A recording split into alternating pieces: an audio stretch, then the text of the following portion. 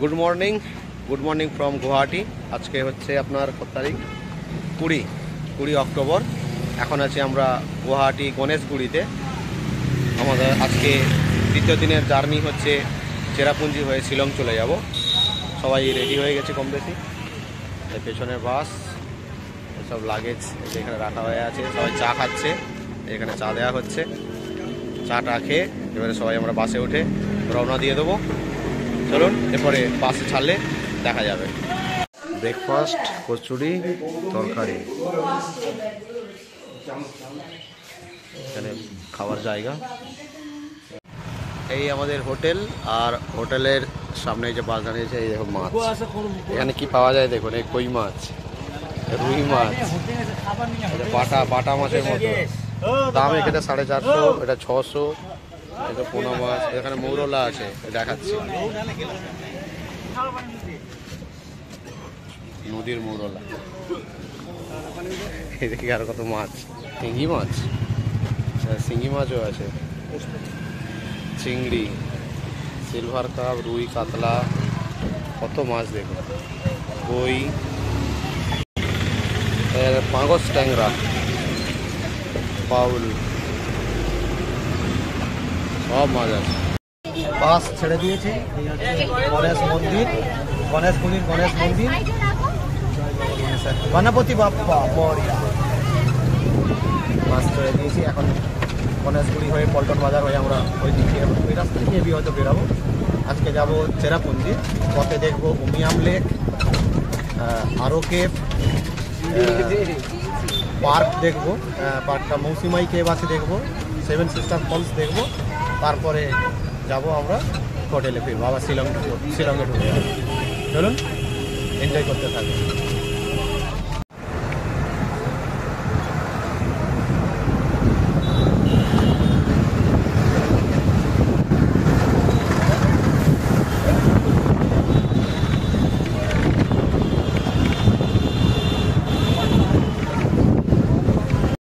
Breakfast সেরে আমাদের বাস ছাড়তে প্রায় 9টা বেজে গেল। আজকে আমাদের গন্তব্য হচ্ছে শিলং হয়ে চেরাপুঞ্জি। যাত্রাপথে জার্নি প্রায় 150 কিলোমিটার। সময় লাগবে প্রায় 4 থেকে 4.5 ঘন্টা।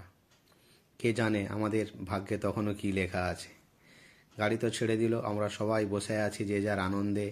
সবার খুব খুশি, কারণ আজকে আমরা পাহাড়ে আঁকামাকা রাস্তা দিয়ে উমিয়াম লেক দেখে আমরা শিলং হয়ে চেরাপুঞ্জি দিকে অগ্রসর হব। সবাই খুব খুশি। এই দেখুন, বাচ্চারাও খুব খুশি, সব টাটা করছে, খুব ভালো লাগছে। এইভাবে আঁকামাকা রাস্তা দেখতে দেখতে আমরা এগিয়ে চললাম শিলং হয়ে চেরাপুঞ্জি।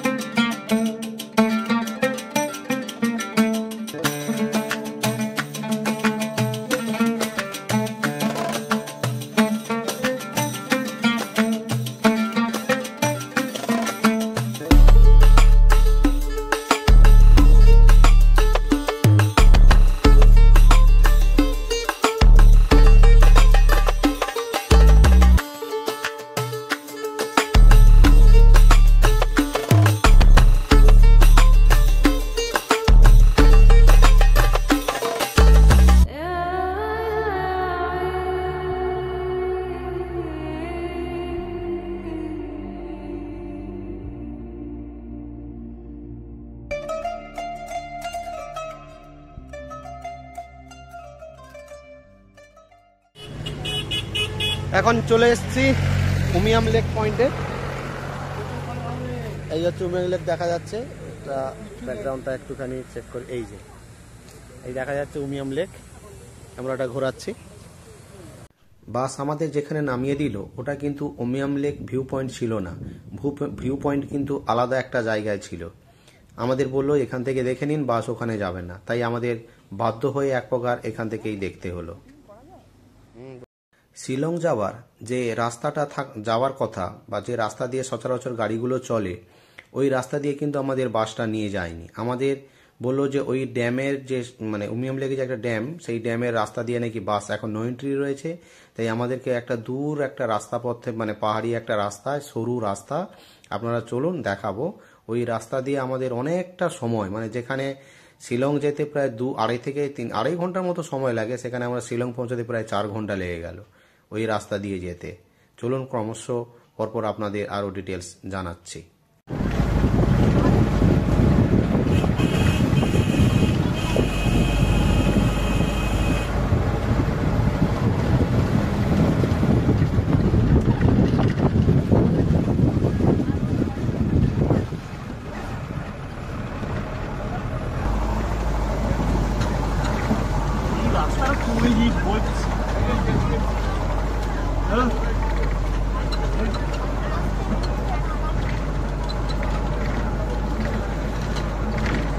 এমন ট্যুর করছি যেখানে রাস্তা নেই, রাস্তা নতুন রাস্তা দিয়ে আমরা যাচ্ছি।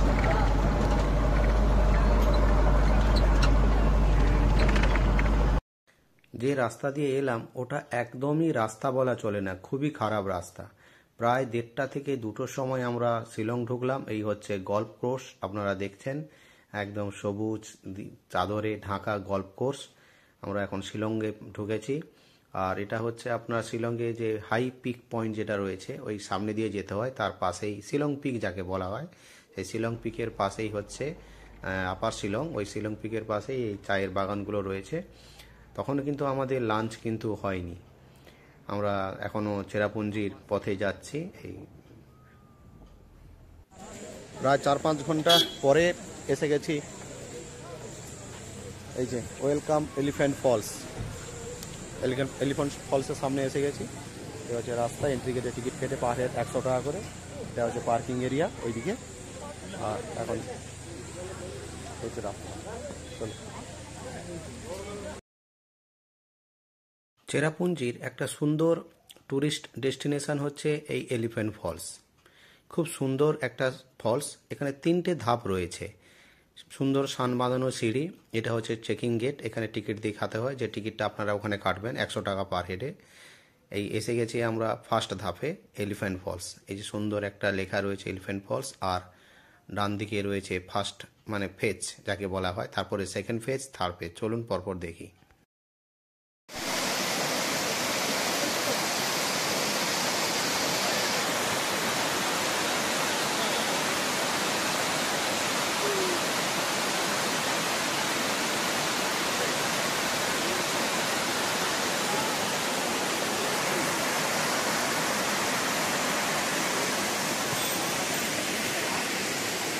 ফার্স্ট ভিউ দেখলাম, এবারে সেকেন্ড ফলসের দিকে এগোচ্ছি। এই হচ্ছে নামার সিঁড়ি, একটু বয়স্কদের একটু নামতে কষ্ট হবে, তবে দেখা যাক। এইভাবে নামতে হচ্ছে। এই হচ্ছে সেকেন্ড ভিউ ফলসের, এটা হচ্ছে সেকেন্ড ফলস। এই হচ্ছে ওঠার রাস্তা বা নামার রাস্তা। এই যে সেকেন্ড ফলস, আর থার্ড ফলসটা উপর থেকে এইটা নিচে যাই। এটা হচ্ছে থার্ড ফলসের উপরটা যাচ্ছে, এই যে এই নিচে যাবো। চলুন, চলো নিচে চলো। চলো চলো চলো।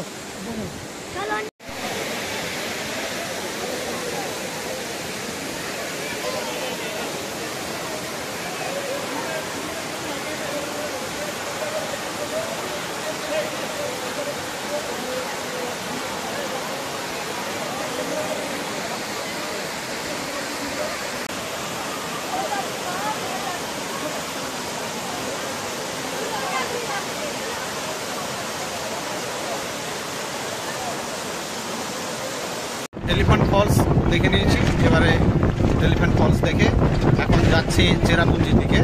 পাড়া কেপ, মৌসাই মাই কেপ, এসব কি সব পয়েন্ট রয়েছে। একটা ফলস রয়েছে, একটা দুটো, ওগুলো দেখবো। বাস ছেড়ে দিয়েছে, যাচ্ছি। চলো। 3টে বাজে, আমাদের এখনও লাঞ্চ হয়নি। ওরা বলেছিল আপনারা বাসে চলে যান, আমরা ছোট গাড়ি নিয়ে গুয়াহাটি থেকে খাবার নিয়ে যাব, এলিফ্যান্ট ফলসে খাওয়া হবে সবার। যখন আমরা এলিফ্যান্ট ফলসে এসে তাদেরকে যোগাযোগ করি, তারা নাকি কোথাও আটকে গেছে, আসতে পারেনি, তাই লাঞ্চ এখন দিতে পারবো না, একটু দেরি হবে। ভাবুন কি অবস্থা, বয়স্ক মানুষ আছে, ছোট বাচ্চা আছে, আমাদের কিন্তু কারোর লাঞ্চ হয়নি, প্রায় 3:30 4টে বাজতে চলে। আমরা বেড়াতে এসেছি, কি করবো কথা, নিজেদের কাছে যা খাবার ছিল, মুড়ি, কার কাছে বিস্কুট, এই খেয়ে কাটাতে হচ্ছে, মানে খাচ্ছি আর কি বাধ্য হয়ে। আর সেখান থেকে আমরা বাসে করে এগিয়ে চলছি এখন 7 সিস্টার ফল আর মৌসুমাই কেভের উদ্দেশ্যে। খুব সুন্দর রাস্তা, এখান থেকে রাস্তা খুব ভালো, পাহাড়ি আঁকাবাঁকা, সেরকম খুব আঁকাবাঁকা না হলেও চড়াই খুব একটা নেই, তবে ভালো। আর চারদিকে গ্রিনারি, সবুজ, বেশ এনজয় করতে করতে যাচ্ছি। পেটে খিদে আছে, কিন্তু বেড়াতে যখন এসছি আনন্দ একটু করে নিই, যতটুকু পারি স্বাদ নিয়ে নিই। মেঘের দেশ মেঘালয় এসছি আমরা বেড়াতে।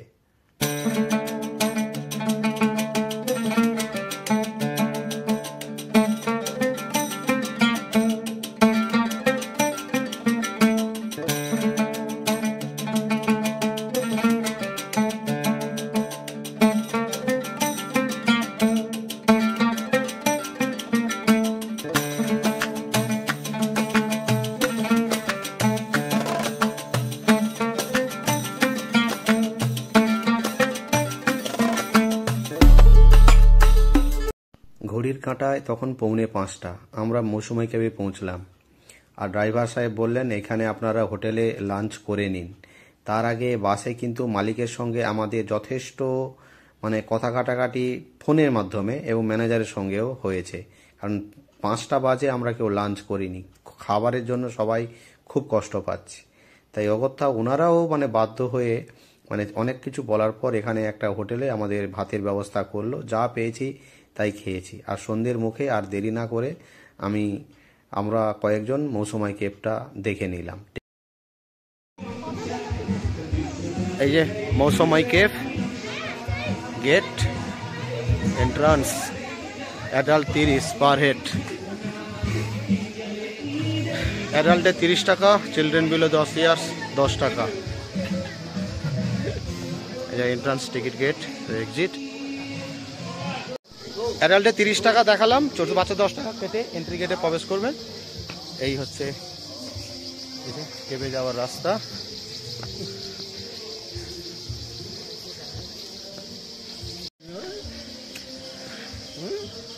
এই হচ্ছে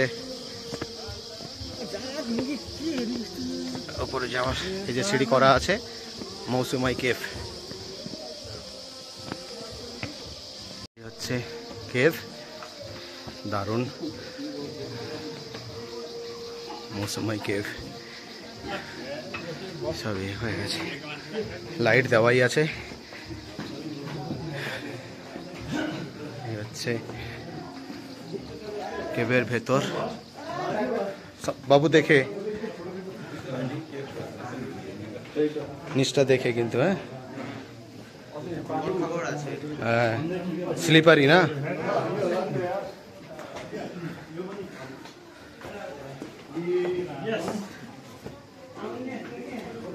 चलिए चलिए।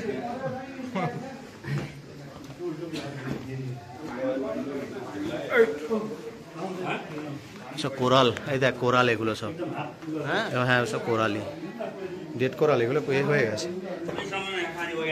কোরাল মানে এই মানে এ বালি করে এ আর কি, আস্তে বাবা ভেতরটা খুব এ হয়ে গেছে।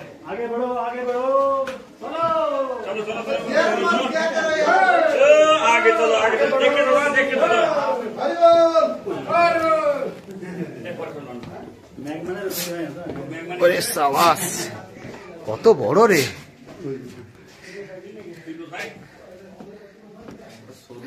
মানে সমুদ্রে যেমন কোরালের মতো থাকে এর উপরেও সেরকম।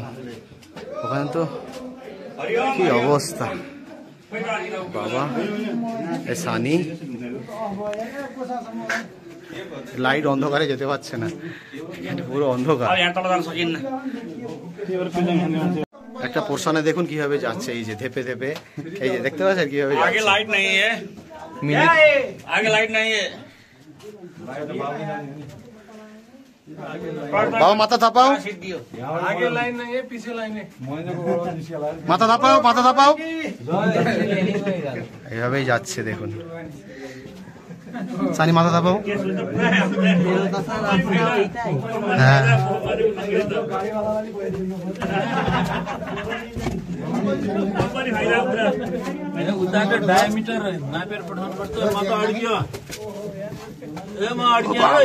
বাবা আস্তে, পা স্লিপ করবে, খুব সাবধানে, ভালো করে ধরে, আস্তে আস্তে। হ্যাঁ একদম তাড়াহুড়ো নেই।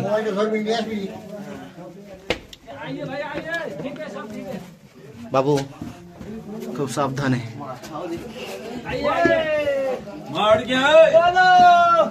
বাবা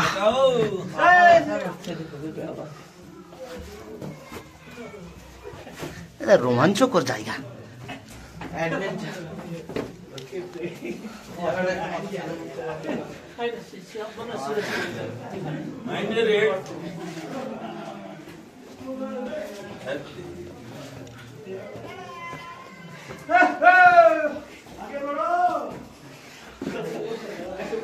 যা হয় আপনাদের ভালো করে দেখাচ্ছি। সব এইসব পুল করা আছে, ওইদিকে আরো অনেকটাই আছে, তো সব গেছে।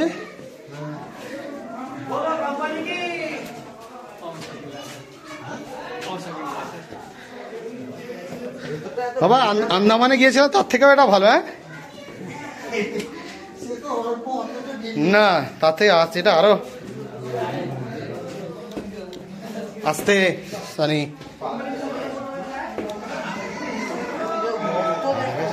ডিপ এবং কংক্রিট করা আছে, ডিপ ওই উপর থেকে ছুঁয়ে ছুঁয়ে আরো আছে। বাবা এখানে আবার ওঠা। বাবা রে বাবা, এই যা ব্যাটারি লো হয়ে গেছে রে। যা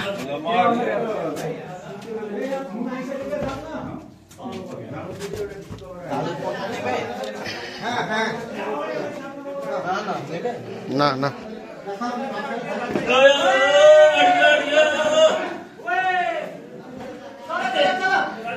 অনেক বড়, অনেক বড়, অনেক বড়। এটাই লাস্ট। ও বাবা আরো আছে। এই দেখুন চলেই যাচ্ছি, চলেই যাচ্ছি, আরো সামনে কত রয়েছে।